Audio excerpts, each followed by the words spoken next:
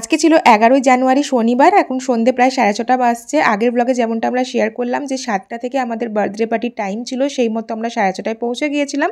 আমরা এইচএসআরেরই একটা হোটেল আছে যেখানে ওদের প্রাইভেট হচ্ছে পার্টি হল আছে, যে কোনো প্রাইভেট পার্টির জন্য এই হলটা বুক করা যায়। তো আমরা সেখানেই বুক করেছিলাম। আমাদের মোটামুটি 40-42 জন মতন গেস্ট আসার কথা ছিল।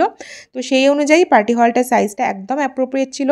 তার সাথে ওরা সার্ভ করে দেবে, ওদেরই মেনু নিতে হবে ওদের, আর ওরা সুন্দরভাবে সাজিয়েও দিয়েছিল ব্যাকড্রপটা।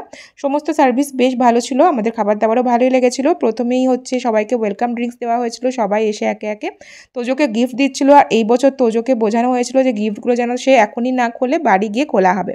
তোজোর পছন্দের মতো ডাইনোসর থিম রাখা হয়েছিল জন্মদিনে, কেকটাও ছিল ডাইনোসর থিমেরই কেক। তোজোর তো ভীষণ পছন্দ হয়েছে। কেক কাটিংয়ের পরে তারপরে সবাই টুকটাক খাওয়া দাওয়া শুরু করেছিলাম। প্রথমে স্টার্টার, যেগুলো সবাইকে সার্ভ করে দিচ্ছিল এই হোটেলেই যারা স্টাফ, তারাই আগেই বললাম তাদের সার্ভিস প্রচণ্ডই আমাদের ভালো লেগেছে। আর মোটামুটি 60-50 জনের মতন গেট টুগেদার হলে এরকম পার্টি হলটা একদম পারফেক্ট, একদম রাস্তার ওপরে। তারপরে বাচ্চারা তো ভীষণ মজা করছিল, ছোট ছোট একই বয়সী ওই 10-12টা বাচ্চা একসাথে হলে যা হয় আর কি, নিজের মতন করে খেলা করছিল ওরা। তোজোও ভীষণ খুশি ছিল। আর স্টার্টার সার্ভ করার পরে এটা হচ্ছে পুরো মেন কোর্সের প্ল্যাটার, তার সাথে হচ্ছে তন্দুর রুটি ছিল, আর গ্রেভি আইটেম ছিল একটা ভেজ একটা নন ভেজ।